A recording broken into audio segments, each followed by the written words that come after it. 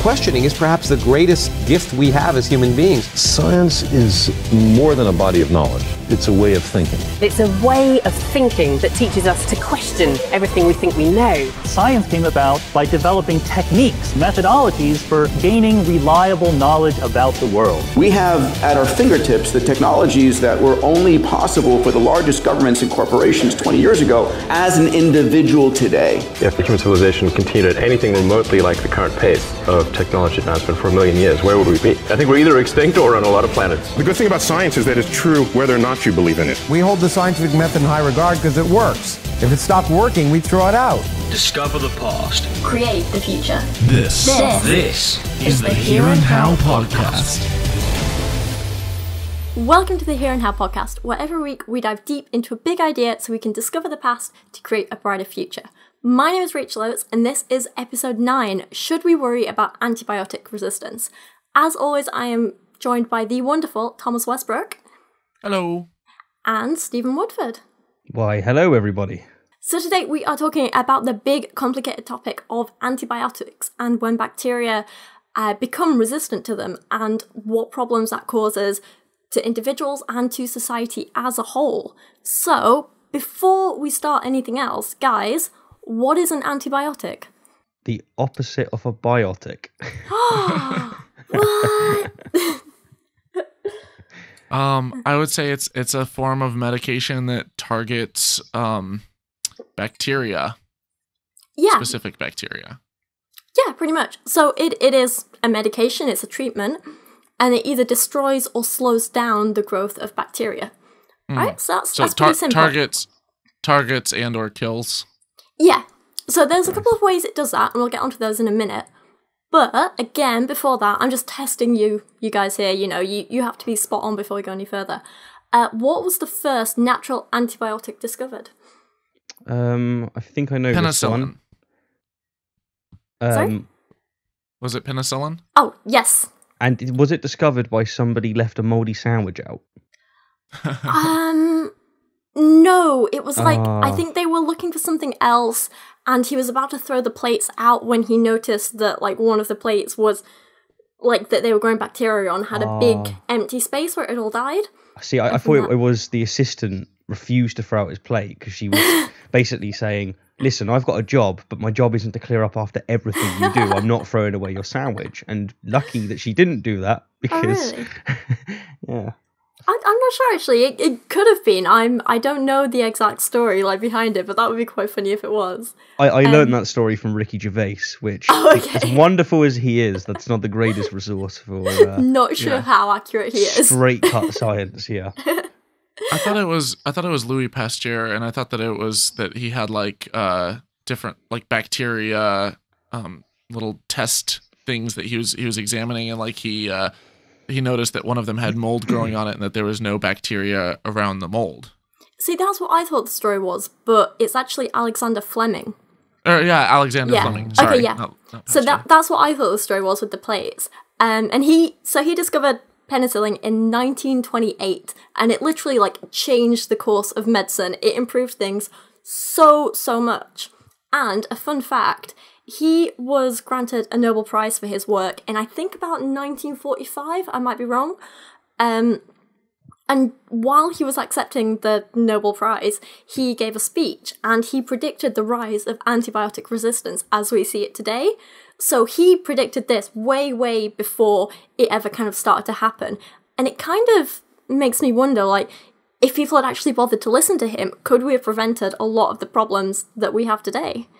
You know? Yeah, I mean, yeah. I assume he made that observation because he accepted natural selection. Yeah, that makes sense. Yeah. So they had the tools, they knew what he was saying made sense, but it was ignored because it's nicer not to feel ill. That is true. Okay, so there's lots of different types of antibiotics and they all work in different ways, so we're going to kind of cover a lot of those. So the first kind of distinction between types of antibiotics are broad spectrum and narrow spectrum. Do you guys know the difference between those? This one's quite obvious. I personally don't. What about you, Thomas? I would say narrow spectrum targets a very specific I could only make or a couple of very specific bacteria, and broad spectrum is just attacks everything in its path. Yeah, that's pretty much right. So broad spectrum can be used to treat like a whole range of infections, lots and lots and lots of different types of bacteria. So penicillin, I think, is a big one there, that targets lots and lots of different types of things, whereas a narrow spectrum antibiotic usually targets just 1 or 2 different types of bacteria. So, you know, different types for different illnesses and stuff, basically. The next 2 different types of antibiotics are bactericidal and bacteriostatic. Do you know the difference between those? Nope. Nope. Inform us. No? Okay, so bactericidal antibiotics literally kill the bacteria. So they go and they kill the bacteria cells, they get rid of them. Bacteriostatic just stop them from multiplying anymore. So they reduce the amount of bacteria to just what's currently in the body, and then your white blood cells can come in and destroy them instead. Yeah, it's like the Latin root side, like homicide, suicide. Yes. Exactly, yeah. Yeah. Mm-hmm. Okay, so now we're getting on to the complicated stuff, okay? It's 3 main types of antibiotic in terms of how they specifically work. The first one is called beta-lactam antibiotics. Have you any idea how they work? I'll give you a clue. These are the kind that kill bacteria. Well, this is where I put my hand up in class and go, I have not done my research, teacher. I genuinely am quite ignorant when it comes to to this topic. So that's fine. Don't worry. I didn't learn about this stuff until my first year of biomed at uni, so this isn't like general knowledge. Don't worry. Any idea, Thomas? I know that I've read it before, but seeing as I've been out of college for a while, I don't remember.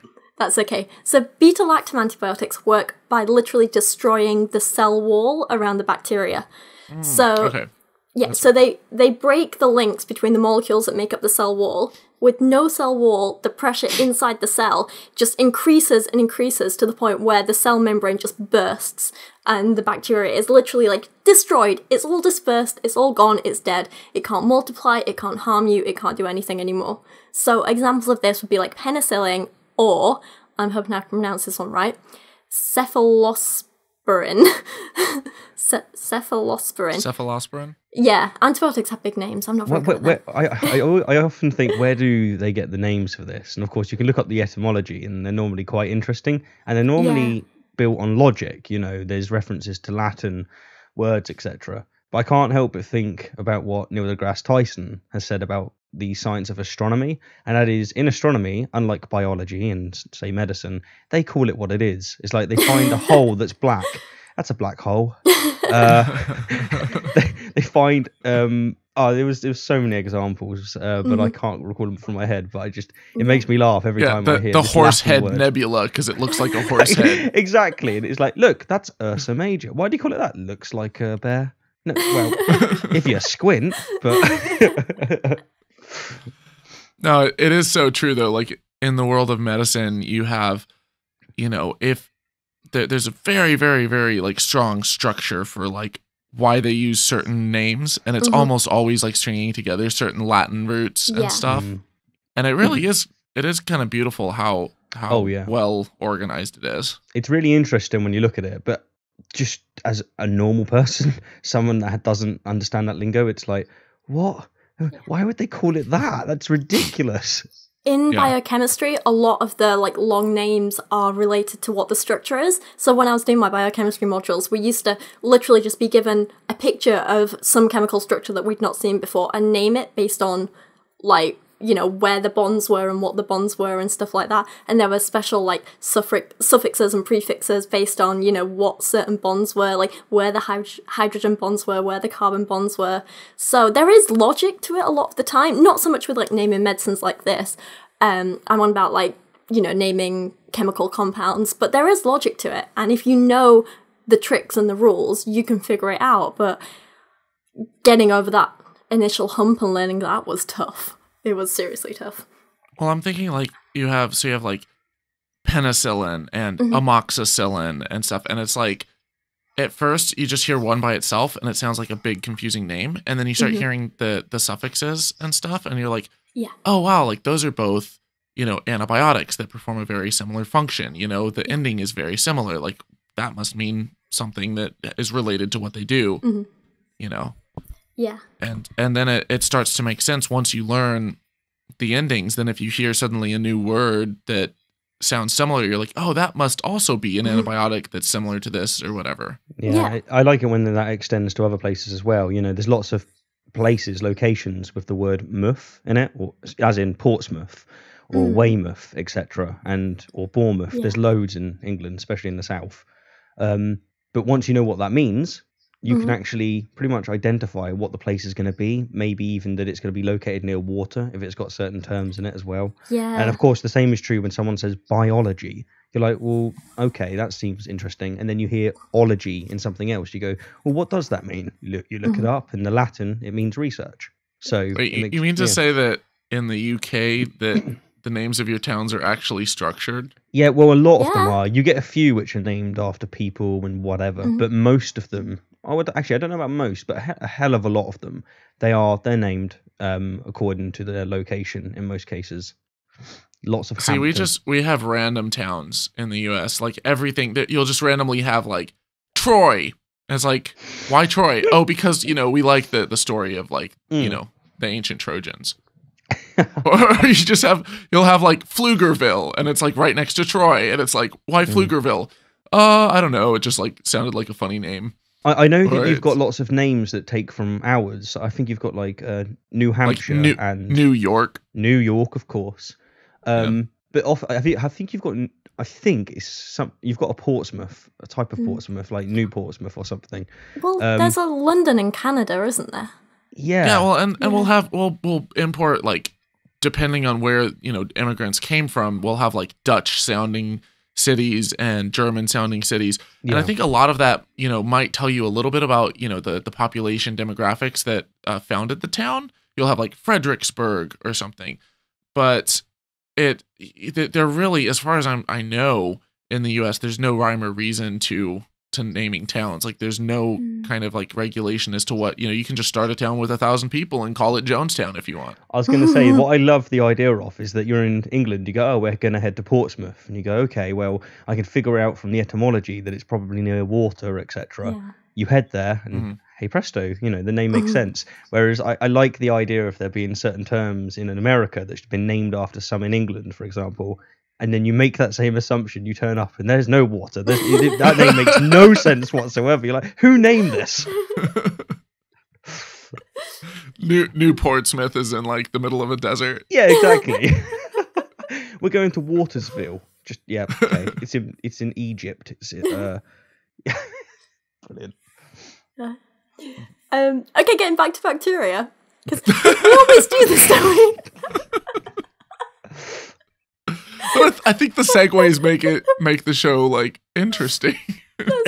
They're unexpected, okay?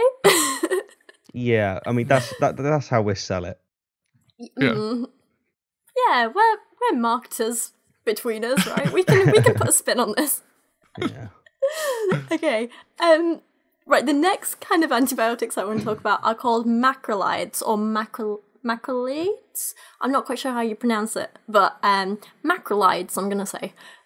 These are another kind which... actually, no, they don't really destroy the bacteria, but they stop them from working and they stop them from reproducing. And they do this by attacking ribosomes. So I'm guessing you guys might know a little bit of cell biology. Can you guess what effect that has on the bacteria cells? I was just going to say that when you said macro, I immediately knew, well, it's something to do with big, because that's what that word prefix tends to mean. My cell biology isn't great either, to be honest with you. But I assume where one of them breaks the outside, this does it from the inside. So I don't really know off the top of my head how exactly they break the ribosome. But basically they stop the ribosomes from creating any proteins. Ribosomes have a big role in creating the proteins in the cell. And a cell cannot function without creating proteins. It can't replicate, it can't really do much of anything. It can barely even like respire. So without proteins, the cell just kind of ceases to function. So these kinds of antibiotics just basically stop the cell in its tracks. It's like, Meh. Oh, I see. So you've got one that goes from the outside, makes it so that its shell, as it were, falls apart, and then it can't, it dies that way. And the other one does it internally. It stops internal systems working, a bit like rat poisoning. Rat poisoning gets in there and stops the blood from coagulating. It kills it from the inside out. So it kind of like does it that way around. So it's basically it's limiting cell respiration. Yeah, pretty much just Like limiting cell all functioning. cell functions. Yeah. Okay. Okay. The third type are called quinolones. Again, hoping I'm pronouncing this right. And these work by stopping cell replication by literally going in, and when the bacteria cell is trying to replicate its DNA, it goes in there. It's like, no, I'm just gonna break this apart, and they break apart the DNA strands, and they stop the bacteria cell from trying to go in and fix that as well. So without replication, the bacteria just sits there and can't do anything. And, one cell can't become hundreds anymore. You're just stuck with what's in there. So these It's like a giant condom. Yes. I should say instead of giant, it's a tiny bacteria-sized condom. Yeah, pretty much. Is there a penis joke coming? No, From me? no, I'll leave it for our viewers. I'll keep our explicit show family friendly.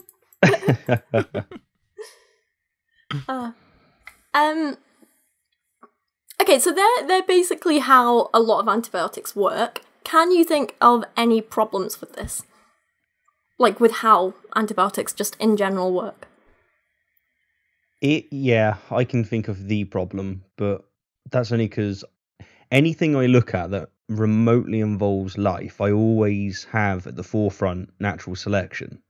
And that's just because if you want to, it's got the most powerful predictive ability when it comes to anything that's living. Well, I'm not actually talking about resistance here just yet. Right. I'm talking about something else. So, okay, can you repeat the question for me, please? Okay, so I'm trying to word this in a way that's not going to just tell you the answer.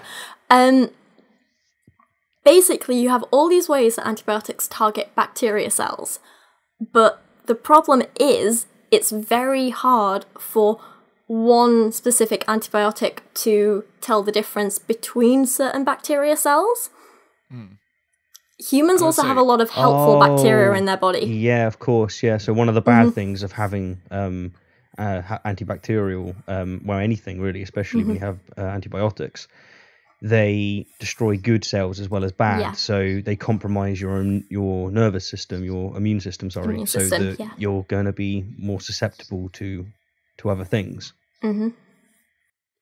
Well, yeah, one thing a lot of people don't realize is that your microbiome, like all the cells that make up you, consists more non-human cells than human cells. So you have, billions of cells that are like lining your gut, like lining your stomach and your intestine and, your nasal cavities and whatnot, that they stick to these surfaces and they carry out different functions that are symbiotic or at least benign to your day-to-day life.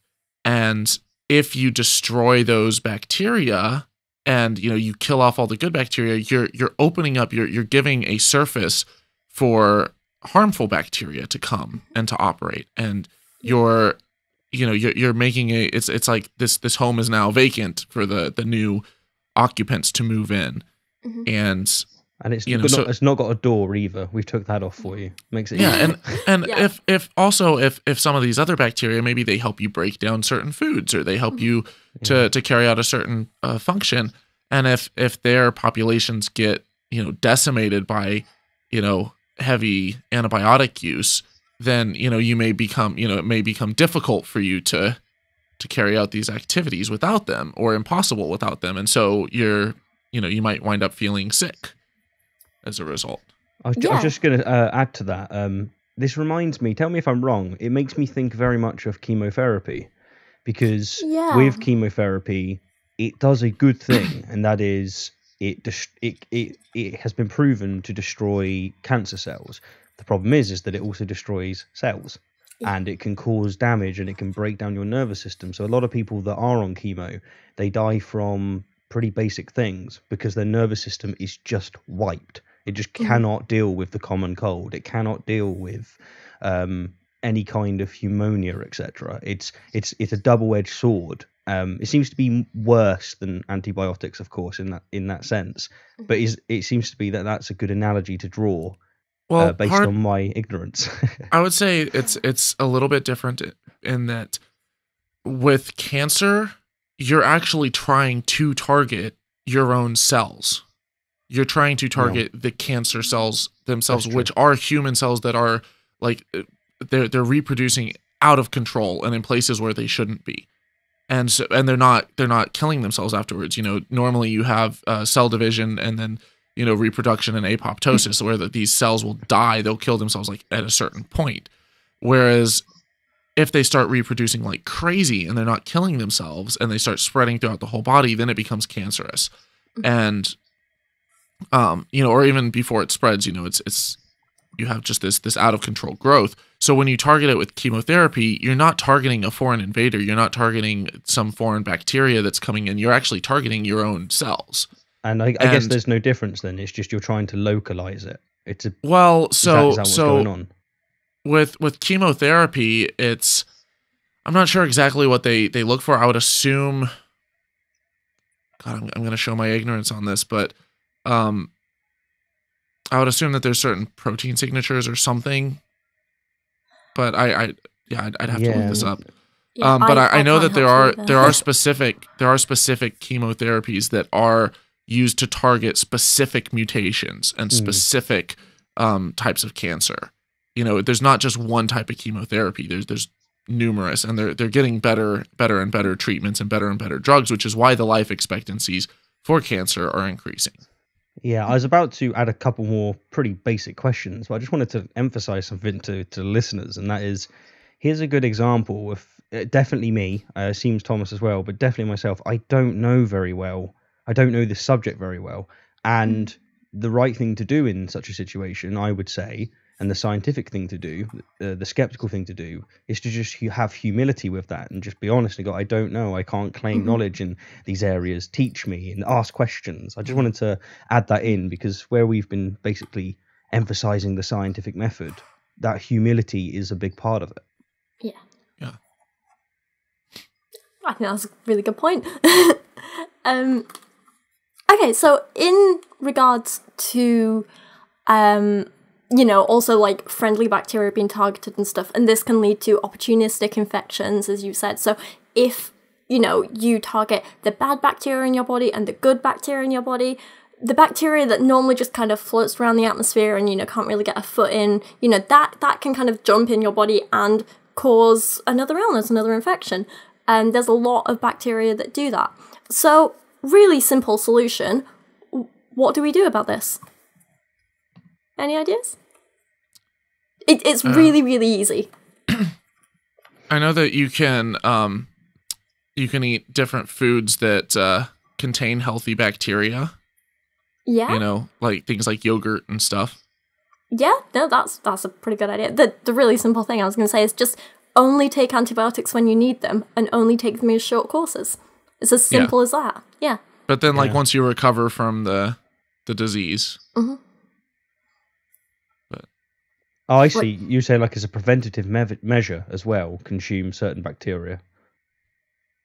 I mean, it's healthy to have a healthy, healthy dose of them. But one of the consumable bacterias that I've definitely heard a lot of adverts say are good, which I don't know if trusting an advert that wants to sell the product is the best thing to judge your opinion on, but it seems that yogurt, for example, and certain dairy products evidently have bacteria that help with digestion. Yeah. Are probiotics, is it that they contain the healthy bacteria or that they contain nutrients for the bacteria to thrive? I don't know. Yeah, I'm not sure either. But I know they kind of help speed up digestion, which means you can absorb the stuff quicker and it doesn't just pass straight through you. I know that's the premise behind how they're supposed to work. I'm just not sure exactly how they do that. I don't know if maybe it's just some enzymes or if it's actual bacteria or I don't know.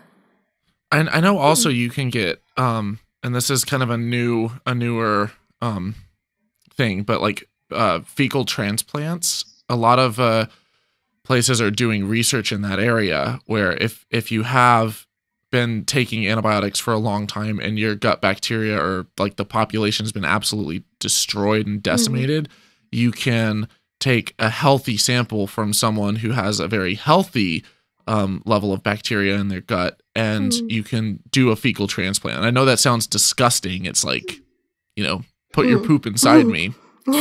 But nice. but that is actually there have been some. Sorry, I love the idea of somebody they tune it in and they're at the beginning of the episode. They go, "I'll skip in a bit," and they skip to that point where you go, "Put some poo inside me," and they just close the window. It's just, I'm done with that podcast. That was in the past. That should be just the title of this episode is like, episode 9, put your poo inside me.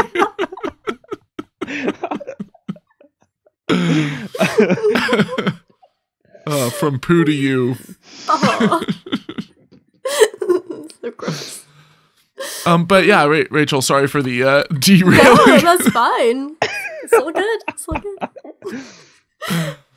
So, antibiotic resistance. So, in all seriousness, though, this is another problem that can arise, as you were about to kind of jump in and say, Stephen. So, as a simple opener, what is antibiotic resistance? Natural selection, basically. So far as I know, if there's any, this seems to be my most confident point on antibiotics. That is that because it's an organism and it's reproducing in the way that it does, cells, etc. When there is a new predator, as it were, which you can see is the antibiotics, it's very successfully will wipe out many of many or if not all the bacteria. Most time only just most of it. And what that leaves is bacteria to keep reproducing, which for some reason didn't get wiped out, and that's normally because it was resistant to it. And so the next generation, as it were, is going to stand a better chance of being able to take the wrath off the antibiotics, and then that just keeps accumulating to the point that it's just not a problem at all, because you don't really have the co-evolution. You can't really make the biotics stronger and stronger and stronger as sufficiently as life itself, because life has a way. Well, and it would be through mutation, because it's not just reproducing, it's mutating and it's changing. And so we can observe strands of or strains of bacteria that they'll reproduce, and then they there might be a few hundred mutations, and they're all like all these new bacteria are getting destroyed by this antibiotic, and then there's one that like it requires a stronger dose. It requires more of the it's slightly harder for the antibiotic to break down the cell wall or to destroy the DNA or whatever. And so if this one's a little bit stronger, it might like survive a tiny bit longer and be able to reproduce, and then those ones survive a little bit longer and they mutate and they reproduce, and then eventually you have this strain after so many generations of this, and these bacteria, they're reproducing so quickly and so many of them that it's extremely important to wipe them out before they're able to develop a mutated version of this bacteria that's resistant to the antibiotics that we have. Yeah, I mean, exactly. This just reminds me of something I wanted to quickly say, and it was one of the biggest theories as to why so many of the natives to America died when basically England went over there. Americans now, of course. Of course, there's no denying that what England did was absolutely unforgivable and atrocious, but there seems to be a fair amount of evidence, as there is evidence for why a lot of Neanderthal died, and that is that common colds, etc., just microorganisms, they evolve within us, and as we build resistance, they get stronger, and as we build resistance, they get stronger, and the nervous system gets, and basically you get this co-evolution to the point that you can live with a cold and it's not really affecting you. In fact, it affects you so little that you don't even know you have it. But then you come into presence with somebody that hasn't had that co-evolution, and all of a sudden when they get that cold, it destroys them. It rips them apart from the inside. It's similar to why venom is just so powerful from a snake in humans. We didn't co-evolve with them, so we are going down, whereas certain rats can take an enormous amount of it because they co-evolve. Or a badger. Honey badger doesn't give a fuck. Yeah, but it's just that's the way it's evolved. So you're weak to it because you haven't had that evolutionary arms race. Yeah. Sorry to interrupt. I just wanted to throw that in. No, that's good. There's actually a really interesting quote from the British Society for Immunology, who describe antibiotic resistance as evolution in real time. As in, they're like, this is evolution that we can see before us with our eyes. Like, there's no denying it. No. Evolution in a petri dish under a microscope. Yeah, that's not a rabbit giving birth to a fox, guys. God damn it. So, I've got some kind of interesting little stats and numbers for you here that might kind of You're gonna say it might surprise you. I was going to say excite, yeah, but I mean surprise you. It might surprise you.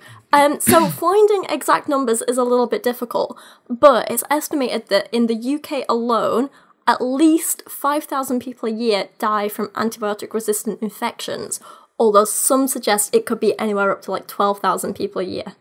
And that's just in the UK. So, sorry.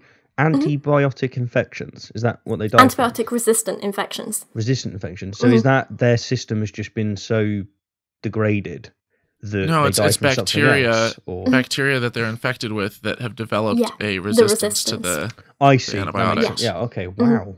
Yeah, so if you combine the stats for Europe and the US, there are 50,000 annual deaths estimated, and globally there are 700,000 estimated deaths from antibiotic-resistant infections. One report suggests that if we don't take any action between now and 2050, then the global death toll will be, and this is for antimicrobial infections, so these are infections including viruses, bacteria, and fungi, which are resistant to treatment. They estimate the death toll could be 10 million people a year. So this is like a serious problem. If we just ignore antibiotic resistance, it's not going away. Did you say 10 million people a year? So if 5,000, I don't even know how to do the math. Because if you have 5,000 in England dying and we have a population of 60 million, you could figure out the percent on that. And with America, did you say 50,000 were dying a year? Between America and Europe, it's 50,000. At the minute, globally, it's 700,000. Because when you take globally 10 million into the perspective of 7.5 billion or whatever it is now, I wonder if that's much higher. I mean, either way, it's bad, but I can't do the math on so quickly. But well, yeah, if you said, how many did you say die globally right now? 700,000? 700,000, yeah. 700,000. Yeah, so that's more than a tenfold increase. I see. I missed that figure. I wasn't listening. That's okay. Sorry. That's insane. No, a 10 times increase is brutal. Wow. Yeah. And if it continues exponentially, if we don't find a solution, that could be pretty bad for, the next couple generations. Yeah. The thing is, when people start batting around terms like antibiotic resistance, to the layperson, it can just sound like, oh, that's some big thing that's probably not going to affect me. Yeah. But the real life consequences are that even minor infections now that might cause a sniffle or routine surgeries, including even just like, getting a tooth taken out or whatever, like these can literally kill you if we don't do anything about. I think people oftentimes, we hear the numbers and it sounds just like a statistic. Oh, yeah, 10 million people in, some foreign third world country because they don't really have medical care. But think of it this way. You show up at the doctor's office and you have an infection in your leg and you're like, it's just an infection. It should be fine, right? Yeah. And then, the doctor gives you an antibiotic. and it doesn't work. And so you go back to the doctor and you're like, the doctor should be able to fix this, right? They give you another antibiotic. It doesn't work. Then they give you the strongest antibiotic that they have, hoping it'll wipe it out. And they like, inject it directly into the wound, and they have you take oral antibiotics, and they're trying everything that they can to make this go away. And it doesn't work. Well, what they wind up having to do is amputate the leg to prevent it from spreading and killing you. And so then for the rest of your life, you're in crutches. And then if you encounter it again somewhere else in the body, maybe they can't amputate it. Maybe it's an infection that's like, in your chest, and you're screwed. And they try to do surgery to extract it, but it's grown and it's spread. You're dead. And this is something that, like, if it's happening on that scale to that many people, that would be, pretty much everyone at that point would know someone. And because it would be a global issue, it wouldn't just be, these bacteria, they spread through borders. We live in a cosmopolitan world. That's why when Ebola was taking off, it was such a big deal, because, we're like, well, right now it's, in just a handful of countries. But if we don't isolate this, then it literally could be spreading all throughout, it's extremely contagious. It could be spreading all throughout the UK, the US, all of Africa, all of Asia, all of Europe. Yeah. It's not Australia's probably... Australia's, everything's trying to kill them down there anyway. So, yeah, it's not an exaggeration to say, though, if we don't do something about this, it will literally set medicine back hundreds of years. Yeah, just before we tap on, I just wanted to ask, I don't suppose you have numbers on the ages of people who die from antibiotic resistance? Because if it's elderly people, it might just be a correlation of we're living longer, and that's just one of the things that gets us. I don't think that's the case, but it might be a factor that's worth considering, because a lot of people say, cancer's on the rise, etc. Well, a large reason why it's on the rise is that we now live longer to die from that. So, as you were saying on the last episode, actually, the context and the variables are paramount. But I think it's definitely really worrying. You were just saying that it could make us go back hundreds of years in medical science, right? Yeah. Wow. Enlighten me, because I do see it as a threat, but that's huge. Yeah. Well, that's the thing. Like, beforehand, before we had antibiotics and stuff,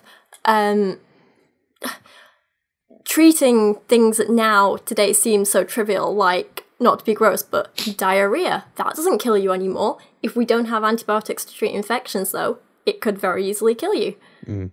Things like that. Minor surgeries, like even getting a wound sewn up, or, like I say, having a tooth taken out, that could now kill you. Because a lot of antibiotic-resistant bacteria spread in hospitals. So you go into hospital for something minor, you come out with a serious infection that we can't treat, and it kills you. Oh, I see. So you're saying that... The worry is that it doesn't just set us back to before 1928. It sets us back even further. That's the worry. That's the prediction. No, well, I see what you're saying there, because it's not just that, but a lot of food that we eat, in order to prevent, certain, cattle from being infected with things that we don't want to we don't want to eat diseased meat. And so we'll give antibiotics to animals, to cattle, to prevent them from becoming infected, or to fight off infections. Yeah. So this is something I was going to talk about a little bit later, actually, but we can bring it up now. There was a practice of giving cattle and poultry, and basically all meat that is bred to be eaten, there was a trend of giving antibiotics to not only prevent diseases, but to encourage faster growth and quicker growth, because apparently it does that in animals. And that was banned in a lot of European countries, including the UK, but it wasn't banned in America until 2017, and it's still prevalent in some countries around the world. And the problem is that this encourages antibiotic-resistant bacteria to grow in animals, then that can be passed on to people via either like their excrement getting into the water supply, or us eating the animals, especially if it's not cooked correctly, and loads of different ways like that. So not giving animals like preventative antibiotics or to encourage growth is a big, big thing in preventing antibiotic resistance. I read a recent study that was interesting about people who die from eating food, and most of it, like the vast majority of it, is when you're eating at a restaurant and you're eating meat. Really? And I wonder if it ties into that, because restaurants will get the cheapest meat they can. Almost always. They prepare it well, etc. But they're a business. They're going to get it as cheap as possible. So they will pay to get it from some... In UK, for example, most meat in restaurants, it's bought from really small countries which they can exploit the hell out of and basically get the cheapest animals without any welfare, with all the antibiotics and whatever just gets them that meat so that they can serve it to the customer. So it wouldn't surprise me if that's pretty much the cause. So this reminds me of something we got told in one of my lectures at uni. I did this really, really interesting module called Health in the Community, and it was about things like water treatment and how we prevent viruses spreading in like food, especially in restaurants and things like that. And one of the case studies we were given was looking at, I think it was salmonella in eggs, and they said how basically there were some chickens that had salmonella, and it would often be in their lower intestinal area and around their butts, basically. And there was a horrible practice for a while of the kind of waste bits of chickens that weren't being sold to the public, so including like, you know, feet, legs, and the gross bits were literally ground up and put into food pellets and fed to the chickens. So the salmonella that was in the chicken guts got into the chicken food, and it went and infected more chickens. And then somehow this kind of got worse and worse to the point where it infected the ovaries of a lot of the chickens. And so then it was in the eggs. And if the eggs weren't cooked properly, it infected people. Yeah. And that You're saying that they would feed the chickens other chickens? Yeah, that's not uncommon in the animal industry, by the way. The things that people do for your food is just fucking horrific. Yeah. Because it makes money and there's not laws against it. I had a similar thing to say on the egg thing. I know, like, cows can eat hamburgers. Well, do you know about mad cow disease? I don't know about it specifically, but I remember it. If I recall correctly, it was basically caused because they were feeding cows. Similar to how humans can eat humans, there's no problems with it, and the cultures that you find in like Papua New Guinea, etc., that do, they actually call humans, and normally white humans, long pigs, because we taste like pigs, which is similar to why firefighters, it's quite common that they won't eat pig, because burning human smells like burning pig. Oh, that's gross. Yeah, it's pretty gross. I've actually forgot where I was going with this, but it was similar to something to do with the You're talking about mad cow disease and eating their own. Thank you very much. So you can eat human biologically. We are omnivores. It seems that we don't really suffer too bad, even from cannibalism. But if you eat the brain, I think it's called the pions or prions, it causes massive damage, irreversible brain damage, essentially. It's really bad for you. And if I recall correctly, which I might not, mad cow disease is essentially that for cows, and it just causes all sorts of issues. So feeding chickens, it's just not a clever idea, really. No. Also, aren't chickens vegetarian? But it was cheap, apparently. Yeah, I mean, it is cheap. So cows are vegetarians too, but it didn't stop them. No, exactly. And basically, if you buy cheap meat, you're gonna get cheap, and cheap means how can they make it without spending any money? And if they can, just welfare doesn't come into it. It's similar with sausages and chicken nuggets, actually, which is really quite disgusting. That's basically all the gristle and things that they can't serve you. Some stuff that they won't even put in cat food and dog food. They crush it up, and then they put it into a chicken nugget and put a smiley face on it. And people go, it's my favorite. Let's go eat those. I saw a documentary once on how they make that like sliced processed ham. And again, it's all the like gross, gristly bits of a pig. And when it comes out, the meat is like green. So they have to put colouring in to make it appear pink, like pork. Grim. I can't eat that stuff since then. One of the biggest things for turning people vegetarian is just getting them to see the videos. Yeah. I was going to say, you were talking about cannibalism. And if you eat the brain, you get, it's called kuru. And basically you start to like experience like tremors and stuff. It's a neurodegenerative disease. And They have found cases though of places where cannibalism was prevalent, where there was a resistance to kuru. Yeah, where that like would make sense. Where they actually developed again, it's natural selection, but like because it was a part of their diet, they started developing a resistance to this disease that's caused through cannibalizing the brain of people. Yeah, that absolutely makes sense. So, yeah. It is amazing how quickly organisms adapt as well. For example, a hell of a lot of Irish people, almost all Irish people, or Irish descent, I should say, and England in general, European, quite high anyway. They can digest milk and they can consume eggs, particularly milk. I'll go with here. Whereas if you go to some other countries, I believe it's like China, Japan, etc., lactose intolerance is stupidly high, and the reason is because they didn't depend on that to survive. Whereas we obviously went through some kind of natural selection where you basically drank the milk from another mammal or you died, which is quite harsh. Well, aren't most kids though, like in China and places, like when you're first born, like you're able to digest lactose? It's just as you get older in European cultures, they maintain the ability to break it down. That's definitely a thing. I know that. For example, my girlfriend's sisters recently had a baby, and she's bringing the baby up vegan.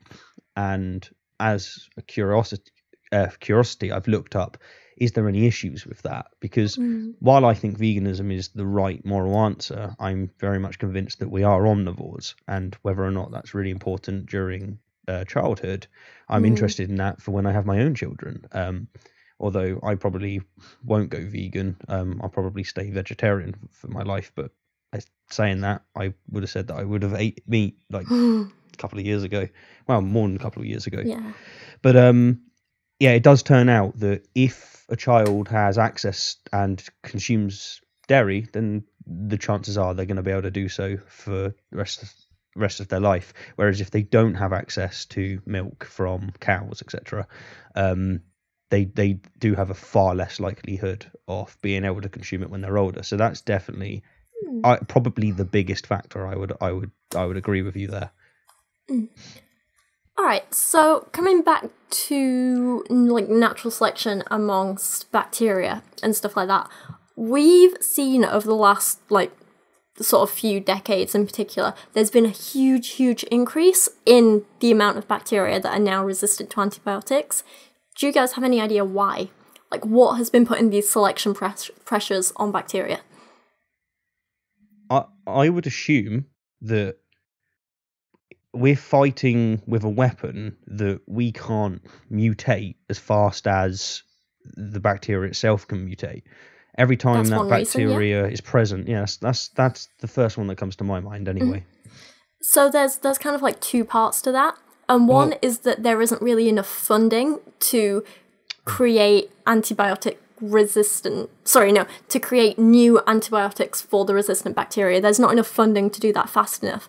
And the other is that we can't really do it as a preventative measure, because predicting how bacteria are going to become resistant, which bacteria are going to become resistant, that sort of thing, it's very, very hard to predict. We can't really do that. We can't really know what the patterns are going to be. So until a bacteria has already become resistant, we can't do much about it.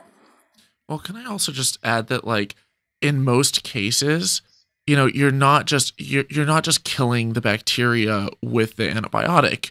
You're also, you know, your immune system is also fighting against it. It's also fighting back. And so, you know, your people they'll take an antibiotic and they take it a little bit and they're like, okay, like this is kind of doing its job, and like, you know, your immune system's kicking in and stuff, and you start to feel a little bit better, and maybe you still have some of the bacteria in your system, but they're not taking the full dose. So like your doctor will give you they'll give you pills for 10 days and they say, take it for all 10 days. And they explicitly say, like, you know, take it, you know, every single one of these pills or whatever, take 2 a day for 10 days. And people will take it for 5 days and they're like, I feel better. I'm not going to take the rest of the pills. That is the worst possible thing you can do for yourself and for everyone else on this planet. Because if there's a strain of bacteria that is slowly starting to, you know, like maybe it mutates a little bit and it's kind of resistant, but not completely resistant to the antibiotics yet. And you let that strain live on and you stop taking your pills and you don't completely wipe it out and kill it while it's, while you have the chance, then it comes back or it spreads to someone else. And it's now stronger. One of the biggest reasons, yeah. And does that leave you in a situation where when he now gives that antibiotic to the next person that comes into his office, they're going to have a harder time because what they've just had is a strengthened version which is already resistant to it. So and then that version that's a little bit resistant, it will continue to mutate and become more resistant and more resistant. And so it's kind of an incremental process. And so then the doctors are like, holy cow, this is, we need to throw some serious antibiotics. And they'll save certain antibiotics. There are antibiotics that doctors do not prescribe regularly because they don't want to deal with this issue. And they wait until basically they use these as a last resort. Well, I've got a cool story relating to them, actually. I've taken one of them. Yeah, well, unfortunately, though, because people are they're not taking all their antibiotics, then, doctors are having to use and prescribe these super antibiotics more and more and more often, and they're running out of tools. Yeah. The other big problem is, though, that because antibiotics are so cheap to produce and they're so easy for doctors to just prescribe, is that they are very overprescribed. Doctors often prescribe antibiotics before they even have a solid diagnosis. So, another little stat for you guys. Out of the 40 million people who are given antibiotics just for respiratory issues in America, how many of them actually needed those antibiotics? Out of 40 million? Does that mean how many of them had a sufficient diagnosis? Yes. Yeah. I'd say 1 in 4. 1 in 4 is a pretty good guess, I'd say, maybe. Pretty close, yeah. Only 13 million. Wow. So that's 23 million people who had antibiotics they didn't need. Wow. That is crazy. One of the stories, I assume you've both had antibiotics. I think most people have. Before we move from that, isn't that largely due also to the fact that like doctors are stretched so thin? Yeah. They don't have time. Yeah. There's not enough doctors and too many people coming in for things that sometimes maladies that aren't really a big deal, sometimes they are, but just there's not enough resources. And so doctors are just like, quick, just throw the antibiotic and see if it works. Kind of like a panacea. One of the big problems as well is time. So if they see someone who's ill, they do feel a pressure to treat them immediately, whereas diagnosis isn't immediate. It can take weeks. So if they have to send off for a blood test, wait 2 weeks to find out if it even is a bacteria, and if so, what bacteria and what treatment. That's 2 weeks where the person's ill and spreading the infection to other people and so on. So it's almost like, it's not quite preventative, but they feel the need to give antibiotics straight away before they even know what it is. So there's a lot of pressure there. It also falls very much into the same thing with climate change, and that is that you don't immediately see the negatives. Yes. So for some people, they don't see it at all in their lifetime. It's the next generation that has to deal with worse bacteria. Yeah. Speaking of like kind of personal stories about antibiotics and stuff, I had a big issue. It must have been about 2 years ago now when I had tonsillitis, and it was really, really bad to the point where like I'm sure I've told you guys this before, but like I couldn't eat, I was struggling to breathe, that kind of thing. And I ended up, like, Dan took me to the hospital at like 11 o'clock at night, something like that. We sat in the waiting room for like 3 hours waiting to see a doctor. It was horrific. All the time I was like struggling to breathe. And when we got there, it was literally like an in and out kind of thing. So they literally just scribbled down a prescription and like told me to go to the nearest pharmacy. So we went, I got my medicine, and I had to have like a liquid one. So like drink it because I couldn't swallow tablets. I took everything they gave me, but it was only 6 days worth, and I didn't really think much of it at the time because I felt I was getting better, and I was like, well, they must have given me enough, so whatever. No, they were supposed to give me a 10-day course, and something went wrong either on the doctor's side or the pharmacist's side, and I didn't get given enough medicine, so it came back worse than ever.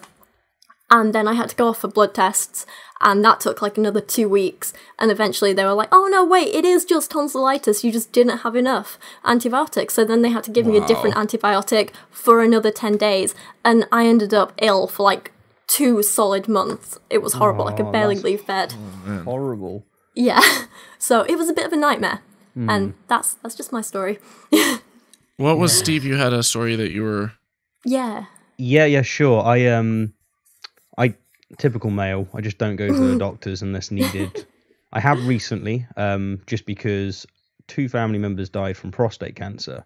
So I've got a feeling it's in my genes. It's possible. So I'll just go once every 5-10 years because they recommended that you should, and you really should. Like, it's not. You fun. just like getting your bum fingered. Exactly. I'm just like poo up my bum. No. No. My story is I had an infection at the back of my throat because actually I don't know how it was caused. There's a penis joke there, I'm sure, but the bacteria that was there, it was really horrible. It made my entire throat expand to the point that I couldn't breathe. So, and I really didn't want to go. I thought this might get better, but I went to the doctors, and by the time I'd woken up and I'd said I'm going to the doctors today, I was seriously struggling to breathe. Like, it was really quite scary. And I went in there, and his first thing he said was that he might just grab some sharp implement and pop it, basically, because it was horrible. It was just horrible. But he basically looked at how much space I had around it, whether or not I could swallow anything. And then he gave me the really good antibiotics, and it cleared it up in about most of it, like 80% of it was gone in 24 hours. Really? Yeah, it went really quick. So that strong stuff that they've got, for me, for somebody that, when I am ill, I tend not to take anything anyway, and it's because I want my system to be as strong as it can. I'm always getting told off by people. They go, no, just take the pill, take this. I'm like, no, I prefer for my system to deal with it. But yeah, when I took that, it eliminated it immediately. It was very, very strong. That's good. Going back to my tonsillitis story, the one thing that was interesting was after my second course of antibiotics, at the end of it, so I'd taken antibiotics for like a total of 16 days over 2 months. At the end of it, I got a case of thrush in the back of my throat. Oh man. Because my immune system was so like compromised and the antibiotics were affecting me that much that it just like the fungal growth just kicked in, and it was horrific. And then I had to treat that as well, and it was just a nightmare. Yeah, so that's like an example of like an opportunistic infection as a result of antibiotics. So that was gross. Yeah, that's crazy. I was just going to say, when it comes to treating things such as AIDS, is there a similar principle going on? Because I don't know much about this either, but from what I could tell from a documentary that I was watching, who was basically following a famous boxer and how he died from AIDS. I quite like boxing, so it's good to watch. Basically, they had to give him, and this is what they do evidently routinely, or they did. There's 5 different treatments, but they would give them to the person in different orders, depending on how the resistance is being taken. So it's like it's almost impossible to kill what's going on there. But you can weaken it, and then once it starts winning that fight because it's mutated, you introduce a new one. And that will take a lot of them out, and then while it's becoming resistant to that, you introduce a new antibacterial, antibacterial or whatever. I was just wondering if it's similar lines. It's been a while since I read upon the specifics of HIV, AIDS and HIV, but HIV itself is a virus, and that works by infecting you, and you can't get rid of it. And I see. What that does is compromise your immune system, amongst other things. So when they give you like what they call like the AIDS cocktail, it's treating the symptoms but not the actual virus. So it's treating the compromised immune system, and it's treating infections and so on. So it can't treat the HIV itself, but it can treat the symptoms of AIDS, which is why we're at a point now where it's not really an immediate death sentence anymore, but it is something you'll have to live with the rest of your life. I see. I thought that with so the case that Steve was making was saying that like the different antibiotics that they were taking were they weren't to target the AIDS virus. It's because the AIDS virus it weakens your immune system, and so they're giving that to go after the bacteria that your body is unable to fight off on its own because it's weakened. But I thought with AIDS that they actually have antivirals that will target, because an antibiotic isn't going to target a virus, but an antiviral can. And so they're not able to cure the AIDS virus, but it can fight it off. Does that mean no one's ever been cured from HIV, ever? I don't think so. There have been newer treatments where... I thought that there were a few people whose immune systems were able to... I'm not sure. There's definitely been newer treatments where they've at least come close to curing it in like a baby born with it or something like that. And there are cases where if you kind of catch the exposure within like the first few days, they can give you like antivirals that'll kind of prevent it taking hold. But again, it's a few years since I've kind of looked into any of this in any detail. There's antiviral treatments now where there are people with HIV who will live, very, like, it used to be like a death sentence within a few years. Now the antivirals will fight it off for years and years and years. That's the thing, the treatment is like a whole mix of stuff. That's why they call it a cocktail, basically. It's a mix of antivirals and antibiotics and all sorts of stuff. Okay. Yeah. But I mean, when you're targeting a virus, it's a much different approach. Yes. Because viruses, they don't have any kind of cell wall. They don't have DNA. There's, they're RNA based, and they use your own cell's mechanisms in order to reproduce. And so they're much smaller, they're much trickier to go after, but there are ways to target specific viruses and to wipe them out. That's true.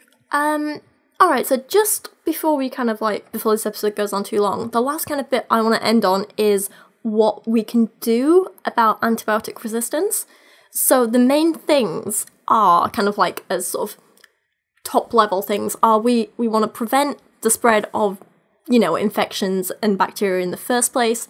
We want to reduce the selection pressures to create antibiotic resistant strains, and I'd say sort of reduce our reliance on antibiotics in general by looking at other methods. So do you guys know any or have any ideas of specific ways we can, reduce the effects of antibiotic resistance? Have a tall glass of man the fuck up. Yes! Don't always go for the easy option because you're screwing over your children and your children's children. That's true. You don't want it to be stronger and stronger. So if you can handle it yourself, just handle it. Yeah. Only take it when you need it. Yeah. Now, there are people who need it. There are times when you need it. There are infections that are dangerous, or people who are more susceptible to infection that need the antibiotics. Yep. But only take them when you need them. And when a doctor prescribes it, take the entire dose. Yes. Don't stop when you start feeling better. Actually take the entire dose. You'll do humanity a favor. I was just going to add, I think actually the main problem is the institution. It's the way in which medical science works under capitalism. People that have doctors, the hospitals, they want to make money out of the doctors. They are a business, and they make more money if the doctor sees more patients. And the doctors then put into a situation where they see someone that's ill, as you were saying, and they want to do something, and they either do nothing and wait for a test, or they see it and they recognize some of the symptoms. And although it's not a scientific diagnosis, it's a subjective, I suspect this is the case, I'm going to do this because hopefully I get it right, etc. Their pressure and the way in which that system works just makes it so that they're going to be prescribing it when it's not necessarily needed. And I think that's actually the biggest thing we need to deal with. So following on from that, there's...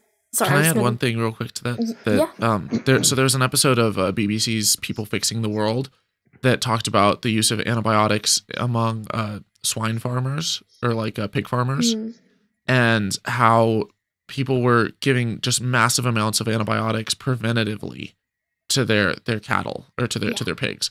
And what do you call pigs? Not cattle. I don't know. Herds of, swine. Anyways, so they were giving them preventatively in huge doses, and as a result, there were antibiotic resistant bacteria that were forming, and they were spreading, and they weren't just spreading to other pigs, they were spreading to people. And then when you tried to go in and treat these treat these bacteria with antibiotics, they were resistant to it. And so the people weren't able to get cured. And what they started doing, like there were a few farmers who, like one of the farmers, his kid got ill with this. And so he started spreading awareness and traveling around to other farmers and encouraging them to not give the antibiotics preventatively, but only use the antibiotics when their pigs displayed signs of being infected or ill. Yeah. That's a good one. Yeah, definitely. In regards to what you were saying before, Stephen, as well, about like doctors not prescribing when it's not needed, one of the big kind of initiatives that people are trying to push and try and get funding for are better diagnostics at kind of like point of care. So it's where the doctor sees the patient. They want better diagnosis there, better means of being able to tell, is it a bacteria, is it a virus, is it this, is it that, rather than, them having to send off blood work and wait for a lab for like 2 weeks to get back to them. So there's a big push for kind of better funding for that. There's a big push for kind of more research into what can be done for that. So that's an important thing, I think. Yeah, I thought for it was sure. worth mentioning. Yeah, making it easier to diagnose is definitely there.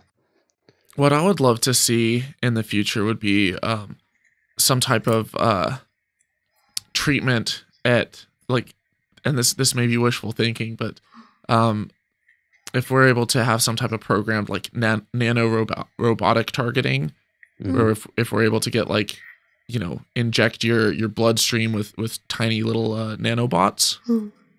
And there's been some testing in like, areas like this, but it would be really cool to have something like that you can program to target specific bacteria. That's a super intelligent, learning as it goes robot. But that would be cool. Going on the robot thing, by the way, you touched on something that's really, really quite a good idea. If we could manage to get robots in some way to diagnose people, that would be very, very cool. That would be cool. Definitely. Diagnose you from the inside. Yeah. You swallow a little robot. You swallow this little R2D2, and yeah. Oh, that would be so cute. I'd want to keep him as a pet. I see it more as some kind of technological advancement where you go into essentially a machine and it scans you, and the scanning can make accurate predictions based on temperature and this and that, and just a numerous amount of variance, and they might be able to come up with something. But yeah, it's easier to come up with an idea than to explain how it would work. Well, there's been a few ways that they've, one thing that I saw that was kind of cool was that I forget what company it was, but they were working on it was a toilet that basically would analyze your urine every time you would use it, and it would tell you like if there was any traces of certain diseases or certain things that you should be careful. That'd be good for like diabetes and stuff like that. Yeah, if it could test and be like, oh, you have this bacteria or this virus, and you need to go get tested for that, or you need to go check into that, or you might have cancer. It's when it comes up saying STDs. It would, and if it comes up saying you've got ascariasis, you're gonna cry, yeah. Do you? I'm gonna throw it out there. Why not? Do you guys know what ascariasis is? No. This is fucking horrible. I'm so sorry, God. but 1 in 7 people have this. Oh God. And they don't know they have it. Vast majority of cases, people don't know they have it. It's basically worms. You have worms in your intestines that eat your food, and you basically, when you do poo, when you do a poo, I should say, there's basically microscopic eggs on there. So that machine would detect it and go, dude, just take this one pill and you'll kill them all in a single turn. Otherwise, just keep living with friends inside you. So what's quite funny is when I worked back in a pharmacy, my sister was like telling me and this other girl, Jess, one day, she was like giving us this lecture, and she was like, look, if anyone comes in asking for this medicine or this medicine or this medicine, they're for worms and they're for like parasites and this and this. So whatever you do after you serve them, go wash your hands. So we went downstairs, first customer I served asked for like the worm medicine. I was like, is this a joke? I kind of like, I looked at him and I didn't want to say anything. I was like, is this some kind of test or is this for real? Oh, that customer was getting it for their friend. he's probably sitting there squirming. It turns out he's our one viewer, and he's just I'm done. I'm the last one. I'm gone. It's just I feel really bad. I probably made him quite uncomfortable because I was looking at him like I was like, I don't know if this is genuine or not, or if this is just like Sarah Jane playing a trick on me. And then like, but afterwards, like he was a genuine person. I was like, oh god, I hope I didn't make him feel bad about himself. You should just engage in small talk and be like, so do you like dancing? Can you do the worm?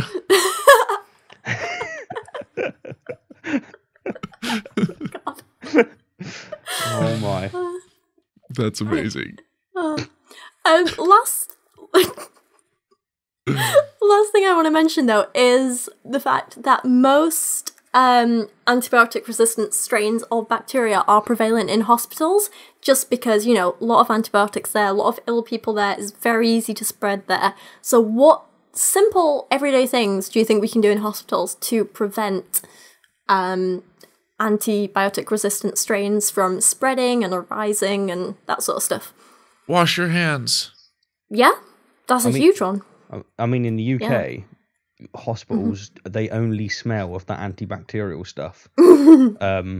They're good on it, and that would explain why. I guess one of the solutions is if you can stay at home, stay at home. Yeah. Cover your mouth when you cough. Yeah. Just be courteous. And then use hand gel afterwards. And don't just cover it with your hands. Like Mythbusters did a whole thing on it. Like if you actually sneeze it or cough into your elbow and cover your whole face with it pretty much, then you get rid of so much more, like more so than using a Kleenex, more so than covering it with your hands or anything. That's worth knowing. Actually, so there's some weird things with being clean that I just don't understand, and one of them was the coughing. I was like, surely you use your hands everywhere. Like most things you catch is because you've shook someone's hand. Yeah. The one that gets me the most is, I remember I went into the toilet at the cinema and I came out and my girlfriend and my friend said, have you washed your hands? I was like, no. And they were very upset. And when I explained why, they still didn't like me for not doing it. And I know I should, but they understood what I was saying. And that was, I'm not shaking your hand if I ever. No, never. Exactly. But the guy I was next to, he didn't wash his hands. Neither did the guy next to him, and neither did the guy that came out of the actual bog. And all of them go disgusting. up to the door.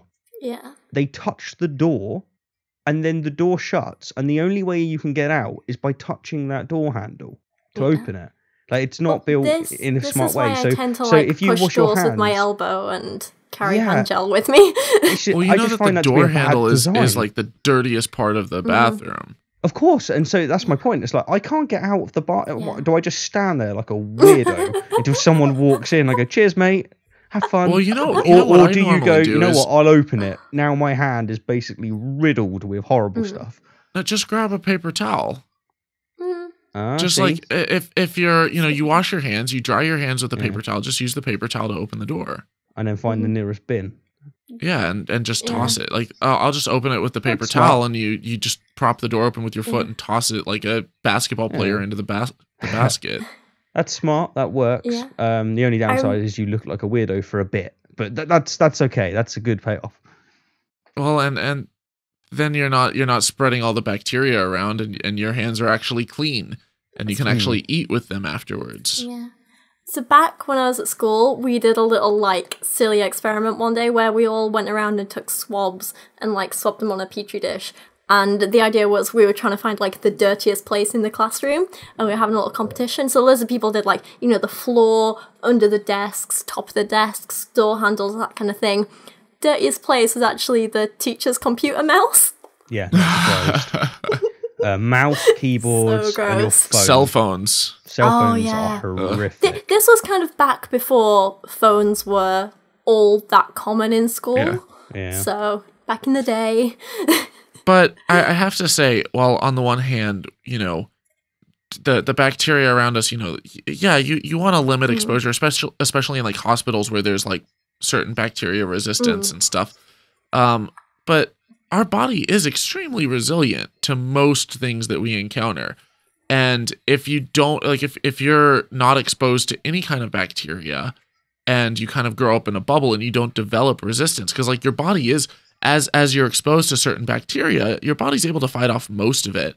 And it does develop, your body does develop a stronger immune system every time it learns how to recognize different bacteria and how to destroy it.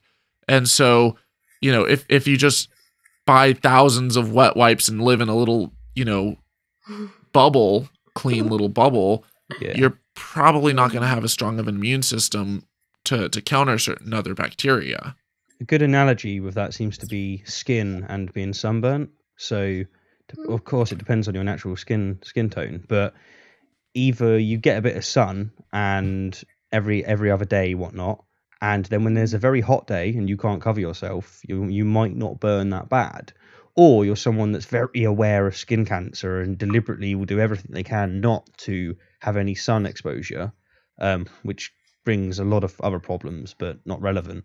And then one day it's hot and you can't actually stop the sun from meeting your surface and you burn badly. That's kind of like how the antibiotics works. Is if your nervous system, if your system isn't ready for it, if it hasn't developed a resistance of some sort.